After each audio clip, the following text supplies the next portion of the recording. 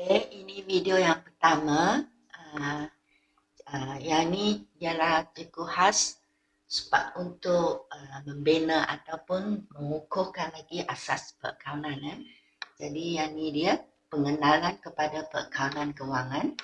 So apa itu perakaunan kewangan? Definisi dia ialah satu proses merekod urus niaga yang telah berlaku.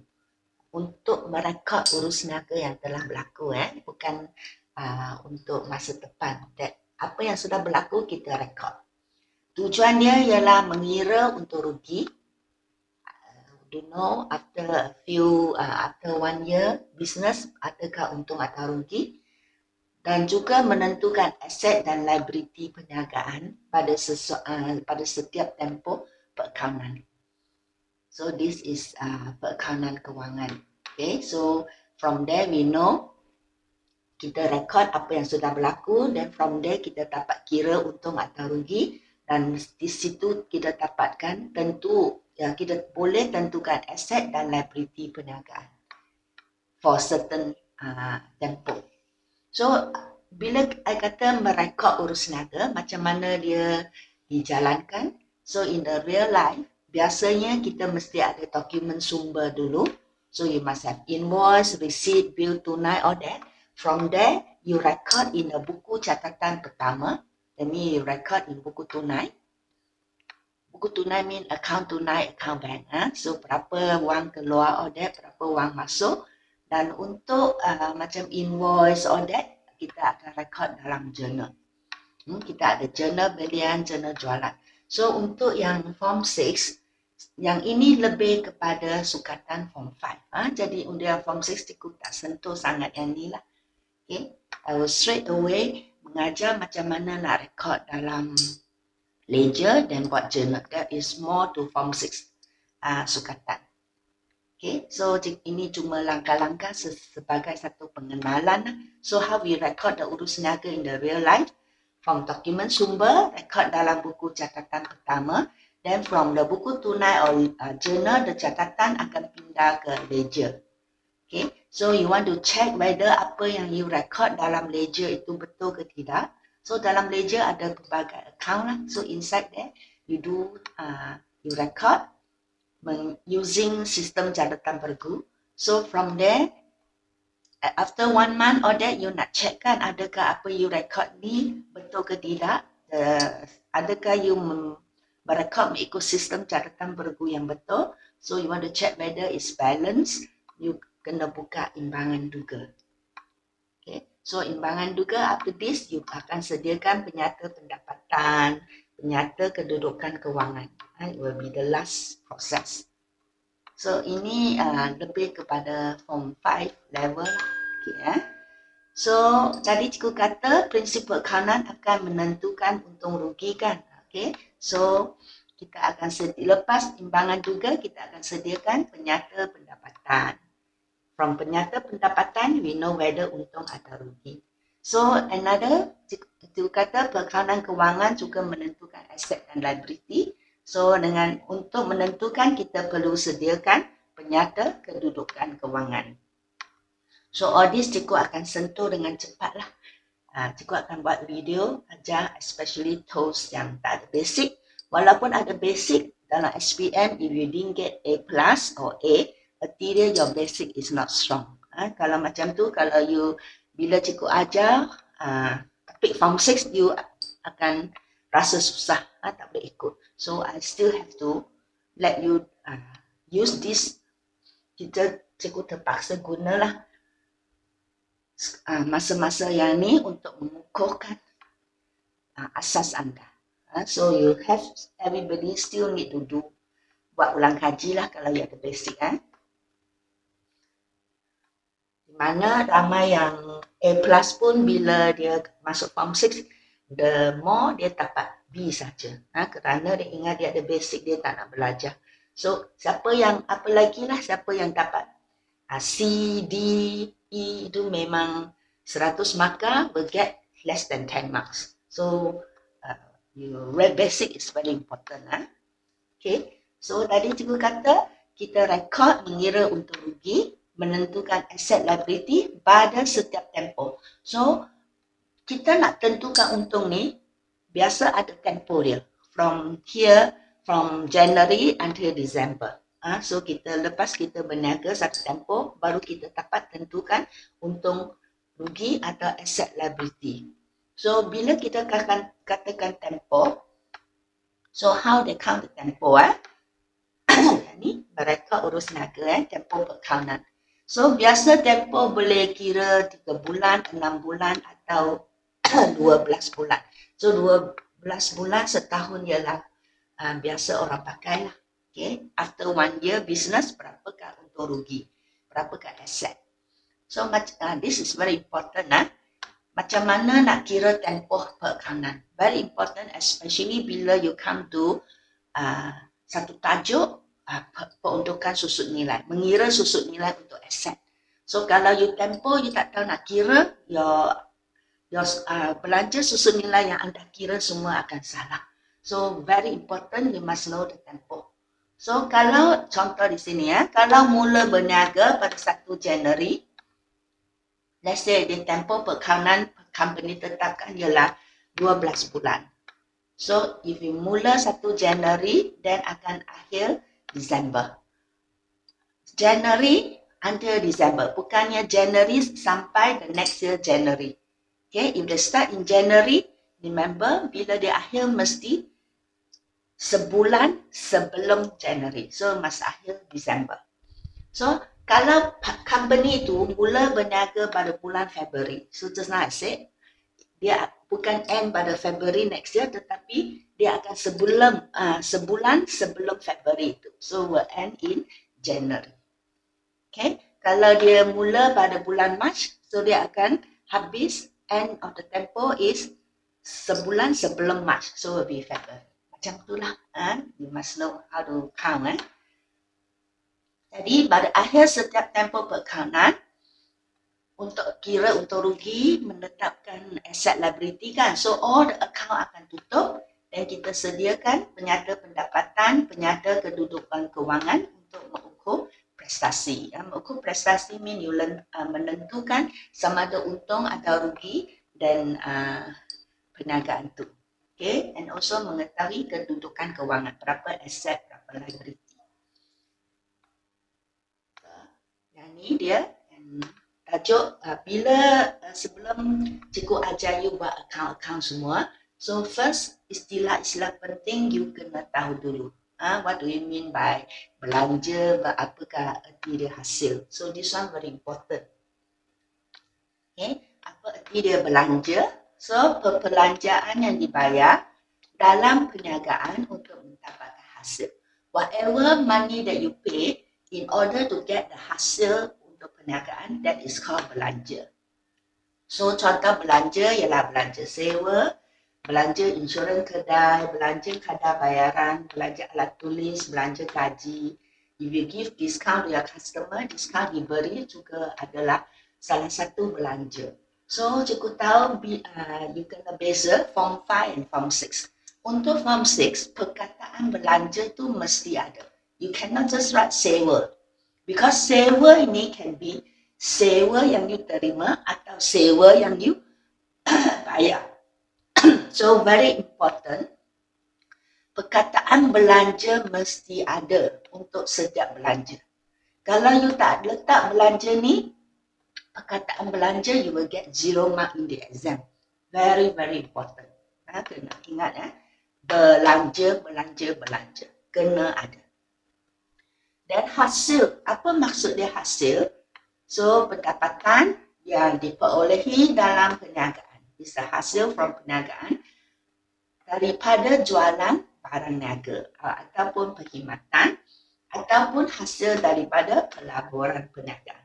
So that is hasil. So contoh dia hasil commission, hasil sewa, diskaun diberi. Okay, jangan you letak hasil diskaun diterima. Jangan you letak hasil diskaun diterima. Just diskaun diterima cukup. Sama juga, walaupun cikgu kata mesti ada perkataan belanja, so you tak ada we don't have this istilah belanja diskaun diberi. Kerana perkataan diberi sudah maksud belanja. So same thing for discount diterima. Diterima discount from the pembekal, dia diterima sudah erti dia hasil. So no need to put hasil in front. Dan adanya hasil faedah atas simpanan tetap, hasil jualan, hasil perkhidmatan. Kalau ada company yang jual perkhidmatan. So perkataan hasil kena letak di depan. Okay, but not for discount diterima.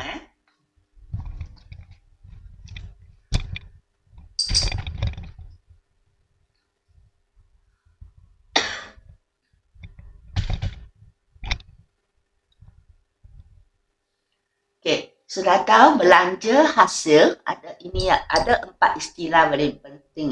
Belanja hasil, asset, liability. So this one mesti tahu. So asset, apa itu asset? Arti dia harta perniagaan.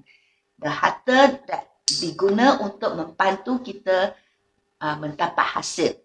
Contoh dia kenderaan or that. So this is a asset you use to help you to get money. So asset dia boleh dibahagi kepada aset semasa, aset bukan semasa.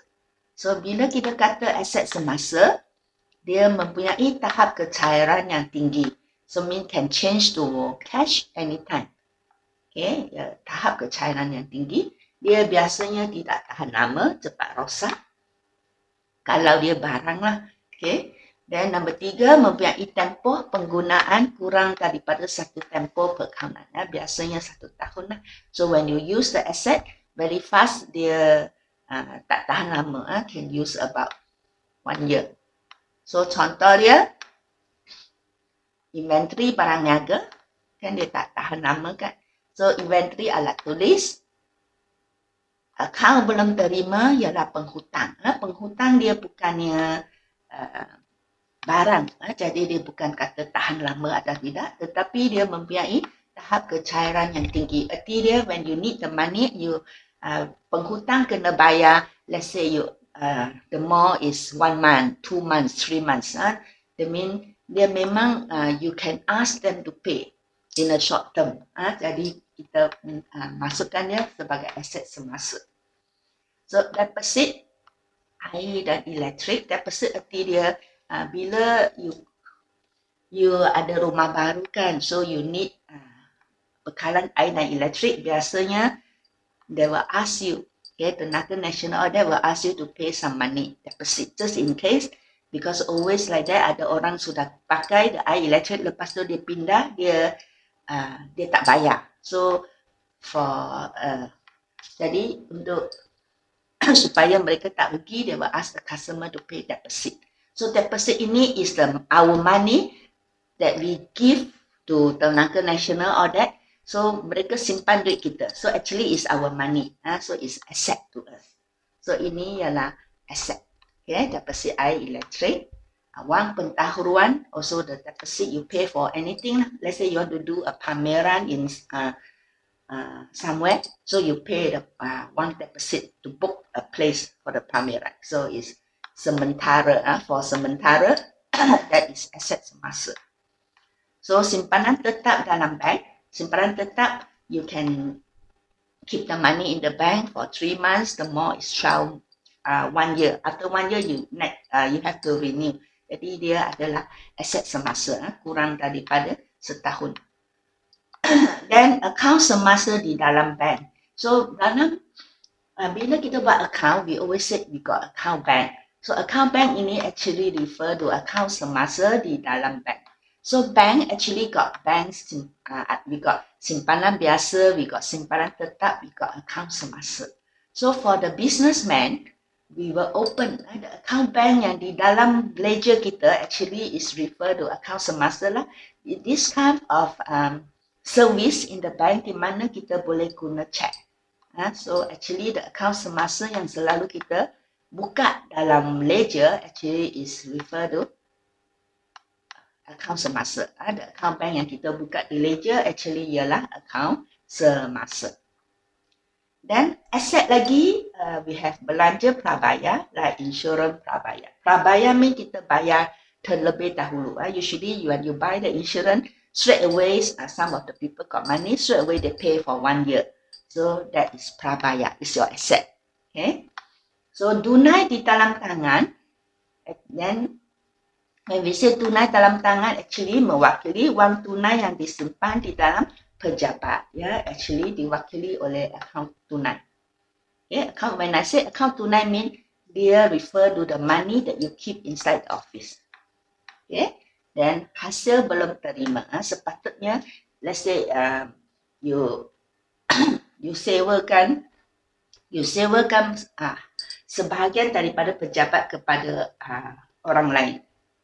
Okay, so dia belum bayar, so it's your hasil belum terima, hasil sewa belum terima, so it's your asset, because other people hutang you, it become your asset.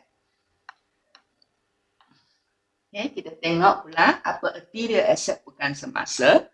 So kalau aset semasa mempunyai tahap kecairan yang tinggi, can change to money cash very fast. Dan aset bukan semasa pula mempunyai tahap kecairan yang rendah. That means dia susah, bukannya dalam beberapa bulan you can change it to money. Susah. Dan dia biasanya mempunyai fizikal dan dia tahan lama. Dan dia mempunyai tempoh penggunaan lebih daripada satu tempoh perkawanan. Contoh dia seperti kenderaan, perabot, or that you can use for many years. Alat pejabat, like computer, fax machine, photostat machine, or that, ialah alatan pejabat. Lengkapan dan lengkapan pula ialah whatever inside the office that fixed to the dinding. Contoh dia aircon or that kipas. So ini dia can use for many years. Okay, tahan lama. So this is under aset bukan semasa. So kalau untuk form 6, aset bukan semasa bukan refer to this one. Dia ada banyak lagi like pelaburan jangka panjang also is one of the asset bukan semasa. So that one will become another topic lah untuk form 6. So sekarang as I said, tujuan video ni ialah to teach you the basic kan. So I just guna contoh ini sahaja. So actually yang ini it's just one of the bahagian of aset bukan semasa. Okay. Then number 4, liability. Cikgu kata ada 4 perkara untuk asas you have to know.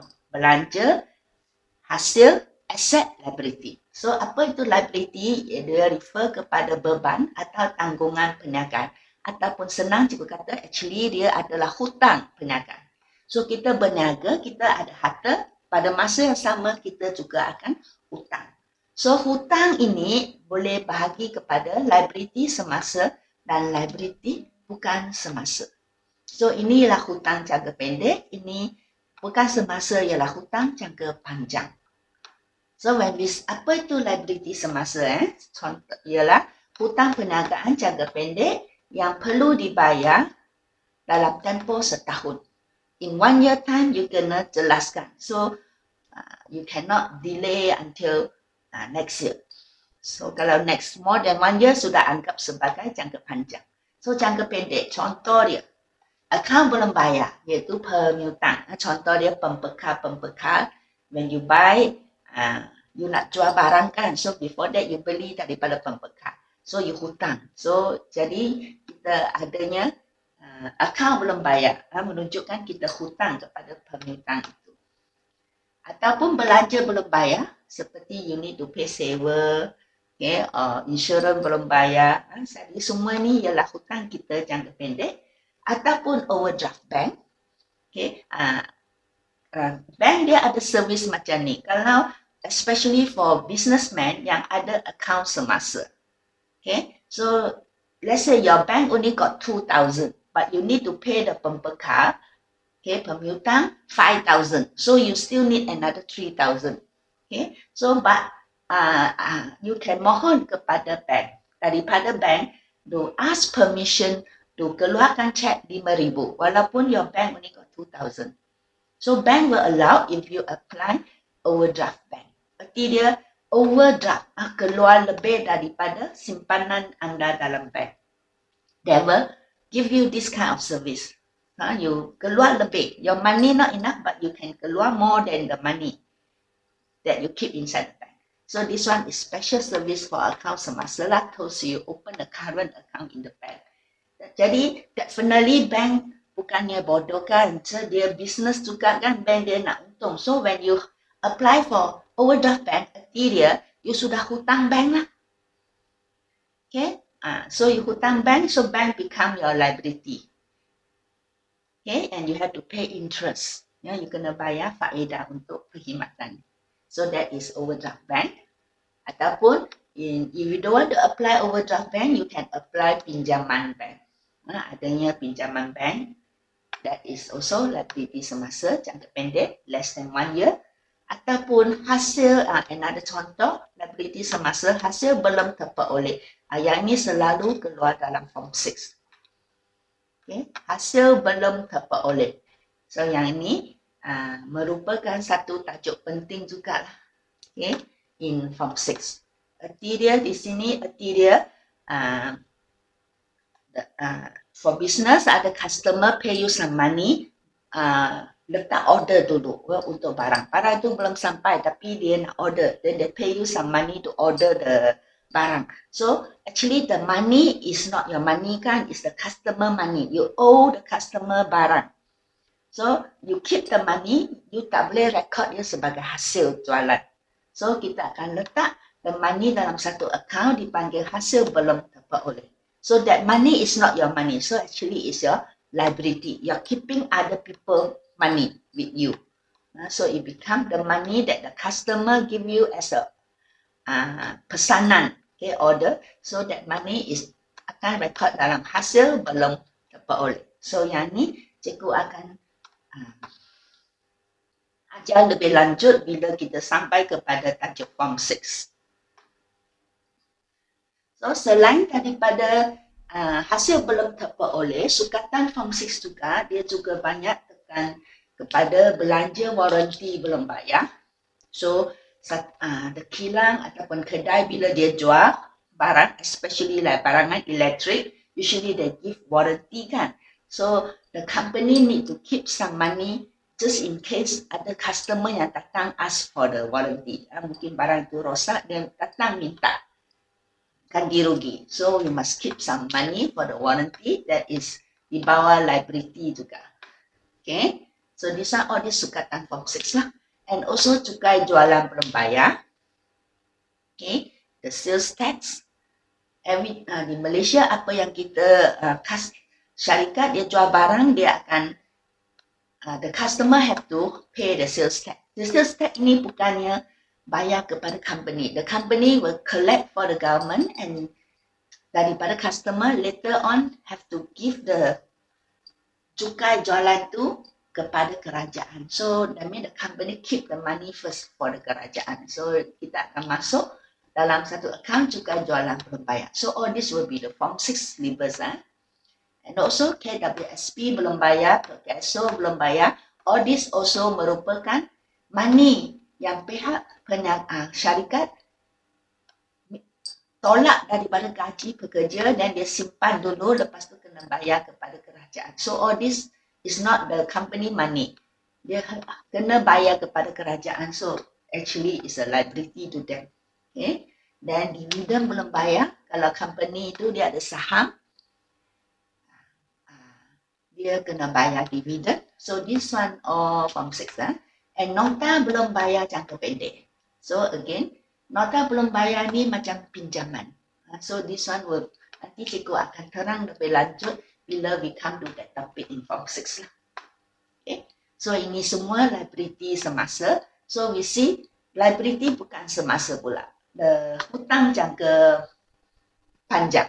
So liability bukan semasa ialah hutang jangka panjang yang memerlukan tempoh pembayaran dia melebihi satu tempoh kekangan.